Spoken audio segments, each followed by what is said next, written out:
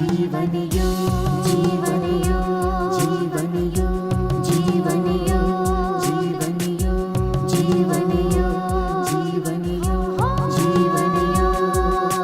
धर्म अर्थ और काम मोक्ष का राजमार्ग है योग। धर्म अर्थ और काम मोक्ष का राजमार्ग है योग।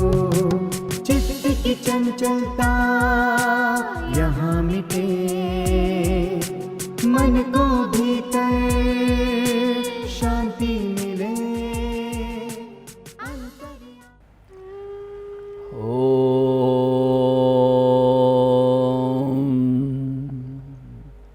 सहना भवतु सहनौ भुनक्तु सह वीर्यं करवावहै तेजस्विनावधीतमस्तु मा विद्विषावहै।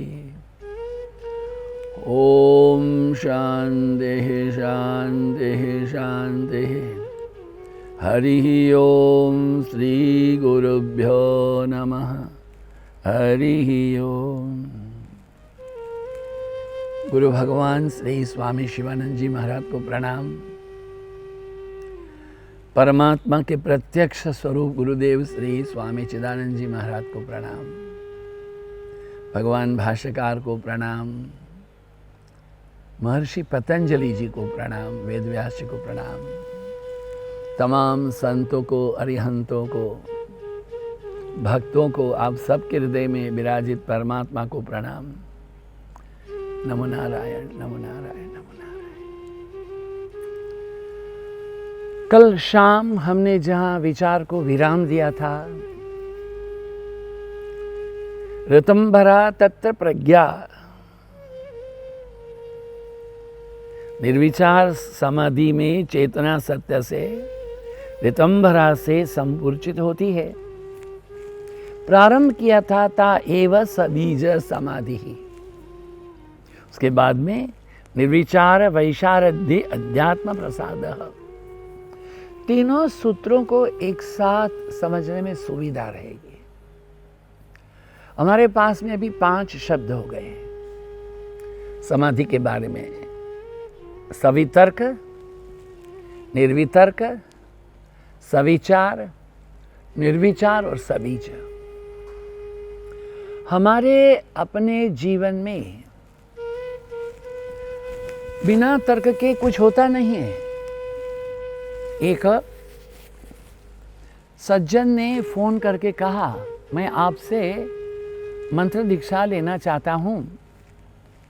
25 वर्ष से जानते हैं। हमने कहा ऐसा कीजिए, आज गुरुवार है, पादुका पूजन में आइए। क्यों बताइए? वो मंत्र दीक्षा लेना चाहता है। वो हमको गुरु के स्थान पर बैठाना चाहता है। हमने कहा पादुका पूजन में आइए। बोलता है क्यों? हम तो नहीं रहे, हम तो यहीं रहे शूटिंग में आपके सामने। वहां आश्रम में जो लोग जिम्मेदार हैं उनको 2 किताब दे के आए, गुरु तत्व और जप योग।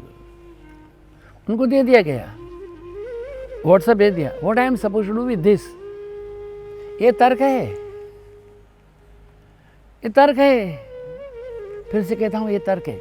हमारे तो साधु परंपरा में ऐसा होता ही नहीं है। हमारे यहाँ तो कहते हैं गुरुराज्ञाम न विचारणीयम।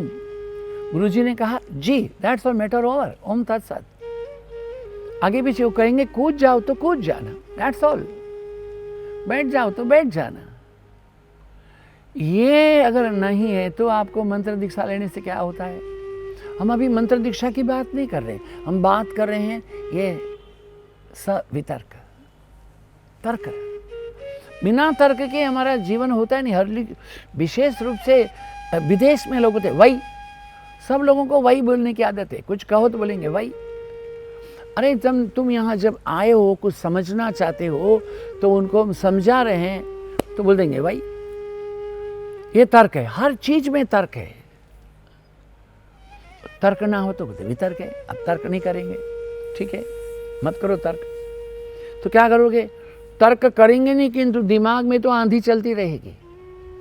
बोलते हैं सविचार, मुंह से नहीं बोलता है, चुप बैठा है, किंतु एक कमरा बंद है और आग लगाओ तो धुआं कैसे होता है, ऐसे अंदर चलता है सविचार। किंतु कुछ कहा गया, सुना, समझ में आया कि नहीं, चिंता नहीं, तर्क भी नहीं किया, शांत बैठे हैं, धुआं भी नहीं उठा और निर्विचार। अब ये सबीज क्या है?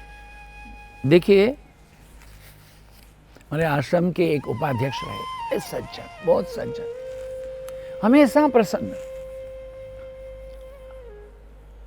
इनकी जब मृत्यु हुई तो 3 दिन तक प्रार्थना सभाएं केवल अहमदाबाद में हुई, 2-3 दिन उनके जिले मोहल्ले में हुई, हजारों लोग उनकी ये स्मशान यात्रा में आए। सज्जनता की मूर्ति, बहुत सेवा किया गरीब लोगों का और गाय का। वो प्रसन्नता से, हमने उनके परिवार में उनकी पत्नी बच्चों किसको जानते नहीं थे, एक दिन वो आ गए, मुंह बड़ा लटका हुआ है, बेटा साथ में था। आपको ने, मैं इनका बेटा हूँ। बहुत अच्छा। ये क्यों पापा का मुंह लटका है? स्वामी जी, इनको कैंसर डिटेक्ट हुआ है। ओह, कैंसर हुआ है, अभी क्या कर रहे हो? स्वामी जी, अभी शाम की फ्लाइट से बम्बई जा रहे हैं, तो ताता कैंसर में एडमिशन करेंगे।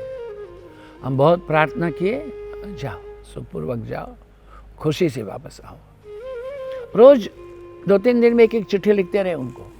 हाँ, वो 3 महीने में वापस आए, बड़ा सुंदर चेहरा, प्रसन्नता। क्या कहा डॉक्टर ने? कहा कि तुम अभी बिल्कुल निरोगी हो और 3 महीने के बाद में एक बार आकर के चेकअप करवा लेना। और 7वें दिन मर गए। क्यों? जब तक उनकी टाटा में ट्रीटमेंट होती थी, जो दवाइयाँ देते हैं, क्या कुछ भी करते हैं कैंसर में, आप जानते हैं, वो पूरा ठीक था, किंतु कैंसर का एक सेल, एक कहीं पर भी रह गया। 7 दिन तक जब कोई ट्रीटमेंट नहीं हुई, कोई दवाई नहीं, वो बड़ा राक्षस बन गया। वो बीज था, बीज से वृक्ष हो गया। यही बात है, हम निर्विचार तो हो जाते हैं, किंतु निर्विचार होने के बाद में भी विचार कोई प्रकोष्ठ में प्रश्रय लेता है, जैसे सांप चुप से बैठा है, कभी कोई छू ले ऐसे आ जाएगा। ऐसे ही हमारे भीतर भी कोई कामना, कोई वासना, कोई तृष्णा, कोई हवस, खाने की है, पीने की है, ओढ़ने की है, पहनने की, कुछ कुछ भी होता है, डीप में रहती है। पानी शांत है तो दिखती नहीं, पानी हिल गया बस वो गंध ऊपर आ जाएगी। यही होता है सबीज। ये हमारे भारतीय परंपरा है। विदेश के लोगों को समझाने के लिए कैसे समझना है? समझिए, हम तो लंदन में रहते हैं और आपके आश्रम में अहमदाबाद आएंगे ना, तो उसके पहले हम 3 दिन तो बम्बई में रहेंगे। स्वामी जी, अच्छी बात है, रहो भाई, क्या बुरी बात है। बम्बई में कुछ विशेष बात है? लंदन से तो सीधी फ्लाइट आती है। स्वामी जी भी इंडिया में आए ना, तो फिर चौपाटी में ये भेलपूड़ी ना खाए तो मज़ा लगता नहीं है। बताइए, चौपाटी में उनको भेलपूड़ी खाना है, भारत में आने का ये आनंद है। तो हर साल आते रहे। फिर कुछ साल के बाद में प्रवचन सुनते सुनते, सत्संग करते करते लगा ये ठीक नहीं है, तो अभी बम्बई में तो लैंड करेंगे, चौपाटी से भी निकलेंगे। फिर जब चौपाटी से निकलेंगे तो बोलेंगे देखो भेलपूड़ी की खुशबू आ रही है। अब गाड़ी रुकी नहीं, भेलपूड़ी खाए नहीं, खुशबू से आनंद हो गया। ये दूसरी स्थिति है। तीसरी स्थिति है, बम्बई तो उतरना है, चौपाटी से भी निकलना है। यहाँ भेलपूड़ी खाते थे, ये बोलना भी नहीं है, खुशबू भी नहीं आएगी, बट निकलेंगे वहाँ पर फिर भी खिड़की से एक बार तो देख ही लेंगे। बताओ। और एक अवस्था ऐसी है, बम्बई में ही उतरेंगे सीधे, हाँ, ये जहाँ जाना चले जाएंगे, नो चौपाटी, नो बेलना पूड़ी, साफ। मगर अहमदाबाद आकर के 10 दिन रहना है, उनको पूछो ये शाम को क्या खाएंगे? स्वामी जी भेलपूड़ी खिला दो। क्यों, बम्बई में नहीं खाए? नहीं स्वामी जी, देखा तक नहीं। वो एक बीज रहा है ना अंदर, भेलपूड़ी का बीज, सब बीज है। मुश्किल है। उसके बाद में खत्म। चौथी अवस्था निर्बीज। किंतु ये सविचार निर्विचार सवितर्क निर्वितर्क में जो मुश्किल क्या है, हमारे मन में एक चिंतन रहता है। ये चिंतन माने आध्यात्मिक चिंतन ही है, चिंता। क्या चिंता है? उचित अनुचित, भेद अभेद, योग्य क्या अयोग्य क्या, श्रेय कहाँ प्रेय कहाँ, इसी से ही धुआं उठता है। कठोपनिषद के आचार्य ने अपने शिष्य को कहा, श्रेय और प्रेय दोनों को जानो, श्रेयश्च प्रेयश्च। श्रेय होता है जिसमें आपका कल्याण है। प्रेय क्या होता है? प्रेय होता है जिसमें हमारे इंद्रिय जन्य उपभोग है। श्रेय मने वो आपको जो श्रेय है वह आपके इंद्रियों को, विषयों को नरम से प्रेम करता नहीं है ना। कड़क की बात, नहीं खाना है, नहीं जाना है, नहीं करना है, नहीं बोलना है। नहीं बोलने में उचित है, मत बोलो, खत्म। नहीं खाना उचित है, मत खाओ, ये है। प्रे क्या? अरे यार छोड़ना क्या है, खाओ पियो मस्त रहो, चिंता करे चिदानंद, ऐसा नहीं होता है। प्रकृति ने हमें सोच दी, उसको बोलते हैं विविनक्ति धीरः, विवेक भी दिया है, धैर्य भी दिया है। इस सवितर्क निर्वितर्क सविचार निर्विचार में भी ये विवेक होना आवश्यक है, धैर्य होना आवश्यक है। थोड़ी साधना करके छोड़ दिए तो उचित नहीं है ना। चलते ही चले जाओ। गंगोत्री से आती है गंगा, अलकनंदा है, भागीरथी है, दोनों मिलकर के देवप्रयाग में मिलती है, गंगा बन जाती है, चलती चली जाती है। ऋषिकेश से हरिद्वार जाती है, कानपुर वाराणसी जाती है, गंगा सागर में मिलती है। चलते ही चले जाना है, ये बहुत जरूरी बात है।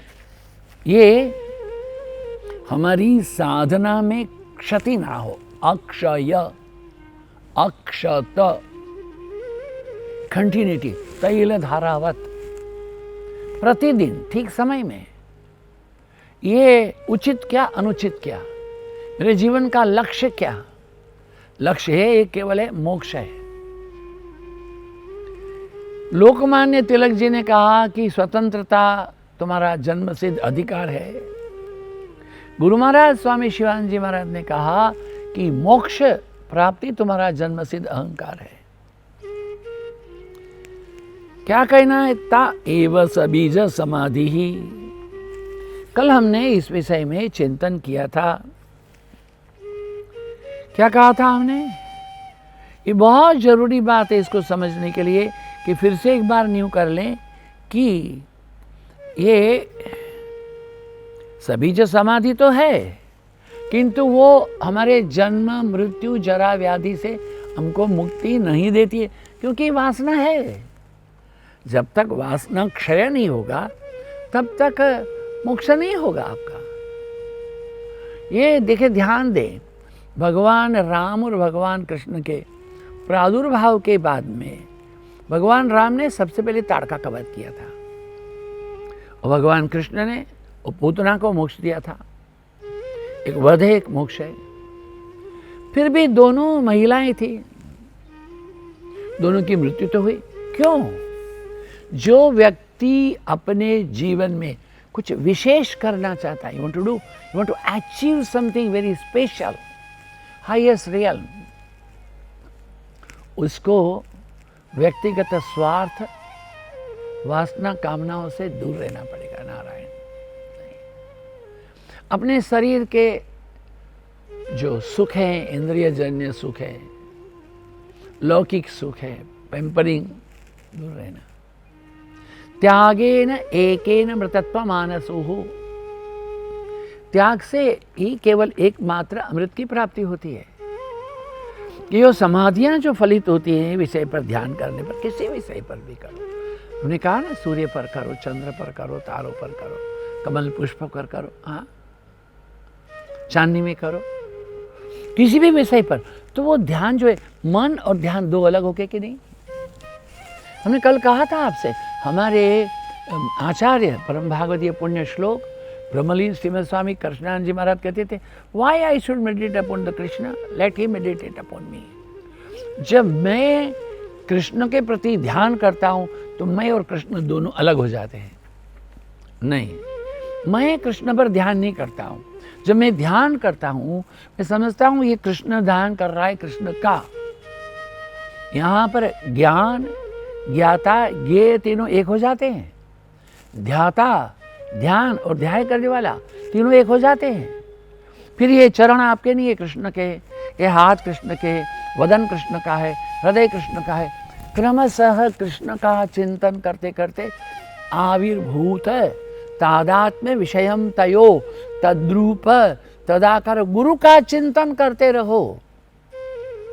गुरु के चिंतन में सातत्य, अणोरणीयान महतो महीयान, गुरु महिमा गुरु महिमा गुरु महिमा, जागत राम ही सोत।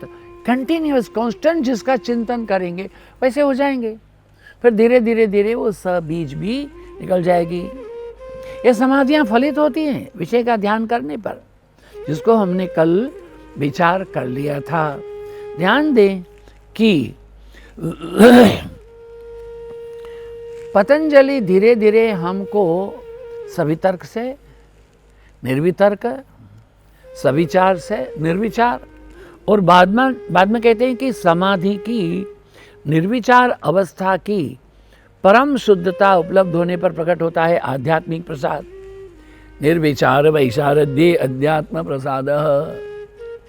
समाधि की निर्विचार अवस्था की परम शुद्धता इज एन एसेंशियल। वैशारद्ये निर्विचार, परम शुद्धता माने कहीं पर क्षति नहीं है। कायेन वाचा मनसेन्द्रियैर्वा बुद्ध्यात्मना वा प्रकृतेः स्वभावात्। काया से, वाचा से, मन से, बुद्धि से, प्रकृति के स्वभाव में कहीं पर भी क्षोभ नहीं, राग नहीं, द्वेष नहीं। अंदर बाहर समकरी जाने, सोई साहब को पहचाने, ऐसी स्थिति हो जाएगी। अध्यात्म प्रसाद, वो परम तत्व की कृपा के अपने आप धारा बहने लगेगी, अपने आप धारा बहेगी। और राधा को कहते हैं ना प्रेम की धारा, हमारे भीतर में धारा, जैसे फाउंटेन, हमारे भीतर में एक स्रोत है। किस चीज का स्रोत है? ज्ञान का है, प्रकाश का है, विकास का है। हमने अंदर गए ही नहीं है नारायण, अंदर जाना चाहिए प्रतिपल। ये निर्विचार वैशारद्य, ये प्रसाद बहुत सुंदर। प्रसाद का अर्थ होता है कृपा। बोले ना हमको प्रसाद दे दीजिए, चरणामृत दे दिए। चरण अमृत, परमात्मा के चरण का अमृत, मैंने परमात्मा की पूरी जो विग्रह है उसकी पूजा किए, उसका सत्व है, उसका तत्व है, उसका ओजस है, उसका तेजस है, उसका प्राज्ञ है, उसकी महिमा है, उनकी गौरव है, उनकी गरिमा है। यही तो है जब चरणामृत हम लेते हैं। चरण स्पर्श करने से भी यही तो होता है। इसलिए क्या करना है कि अध्यात्म साधन कब होगा? निर्विचार वैचारे ही। जब निर्विचार हो जाएगी अवस्था, निर्विचार के बाद में शुद्ध अंतःकरण शुद्ध हो जाएगा। अंतःकरण शुद्ध हो जाने से, परम शुद्धता होने पर क्या होगा? हमें परमात्मा की कृपा की प्रसाद प्राप्त हो जाएगी। कल हमने कहा था दर्पण जो है के सामने खड़े हो जाओ, दर्पण तो स्वच्छ है, हम खड़े हो जाने से हमारा प्रतिबिंब दिखेगा। ध्यान दे, तो प्रतिबिंब को हटा दिया जाए तो दर्पण तो शुद्ध है। जल भी शुद्ध ही है, हम उसमें डालते हैं रंग नीला, पीला, गुलाबी। वस्तु तो जल शुद्ध है, हमने उसमें मिलावट की है। इसलिए पतंजलि का क्या कहना है? निर्विचार वैशारद्य अध्यात्म प्रसाद। अचानक उतर आती है कृपा, अचानक। कैसे? एक हाथी के ऊपर 10 टन वजन रख लो, एक हाथी के ऊपर 10 टन वजन रख लो, तब क्या होगा? एक तिनका रखो तो गिर जाएगा। क्यों भाई, क्या हो गया एक तिनका में? वो उतना उस पर वजन रखा था। हमने आपसे पहले भी कह दिया इसके बारे में क्या, कि विद्यारण्य मुनि ने पूरा 7 दफे पुरस्चरण किया गायत्री का, और अपनी शिखा को तोड़ दिया, जनेऊ को तोड़ दिया हाथ उठा करके। संन्यास के मंत्र बोले तो भगवती जगत जननी जगदम्बा राज राजेश्वरी गायत्री देवता प्रसन्न हो गए। वरम ब्रूहि, कृपा प्रसाद हो गया। इतनी साधना कर, कब? जब मन में कोई क्षति नहीं थी, मन में कोई क्षोभ नहीं था, मन में कोई विचार नहीं था, मन में कोई तर्क नहीं था, मन में कोई बीज नहीं था। नो रिक्वायरमेंट, पूरा एक पूरा नीला आकाश कितना सुंदर दिखता है, निरभ्र, कोई उसमें कोई ये बादल नहीं रहते हैं। लौ ऐसे खड़ी रहती है दिए की, बिल्कुल हिलती नहीं। पानी शुद्ध होता है पूरा, देखने से प्रतिबिंब होगा अपना। ऐसी मन की स्थिति, चिंतन की स्थिति होती है जहां पर विषय नहीं है, वासना नहीं है, कर्मेंद्रिय ज्ञानेंद्रिय शून्य हो जाते हैं, तन्मात्राएं शांत हो जाती हैं, प्राणवायु है वह संपूर्ण स्वस्थ हो जाती है, हृदय की धड़कनें केवल अपने में ही रहती हैं। ये तमाम होने पर क्या होता है कि प्रसाद का अर्थ यही है कि अस्तित्व का उपहार, हमारी अस्मिता का उपहार, हमारी जो योग्यता है उस योग्यता के प्रति हमको प्रकृति या तो परमात्मा की कृपा। देखिए हमारा जो अंतरतम है ना, वह प्रकाश का है। I am working in the light, in the light, in the light, in the light of Lord, in the light of God. I am walking in the light, in the light, in the light, in the light of Lord, in the light of God. Rejoice and rejoice. Again and again, again I say, God is here and now. God is here and now. हम नहीं देख रहे थे, क्यों? हम अंधकार में से, अंधकार हट गया, बस प्रकाश प्रकाश हो गया। यही होती है कृपा प्रसाद। वहां तो प्रकाश था, अंधकार हमने खड़ा किया। कैसे? वो घूंघट का पट, अहंकार का पट, दंभ का पट, छल का पट, स्ट्रगल फॉर परफेक्शन। अपने जीवन में संपूर्णतः जागृत पूर्वक कृपा करो, अपने आप को अंदर बाहर शुद्ध करने के लिए। दिव्य चेतना बाहर खड़ी है, ऐसा नहीं है। दिव्य चेतना भीतर है, चेतना हमारे भीतर है, दिव्यता हमारा वास्तविक स्वभाव है, मौलिकता है। हम अमृत के पुत्र हैं। ये बाहर से नहीं लाना है, वही जो परिध है वहां से केंद्र में जाना है, बाहर से भीतर आना है, स्थूल से सूक्ष्म में आना है। प्रयत्न करते करते, प्राणायाम से, जप से, गुरु कृपा से। ओम पूर्णमदः पूर्णमिदं पूर्णात् पूर्णमुदच्यते पूर्णस्य पूर्णमादाय पूर्णमेवावशिष्यते। ओम शांति शांति। हरि ओम श्री गुरुभ्यो नमः। आप सबकी उपस्थिति के लिए धन्यवाद, आप सबके समय दान के लिए धन्यवाद, आप सबके भीतर विराजित परमात्मा को प्रणाम। नमो नारायण, नमो नारायण। ओम शांति।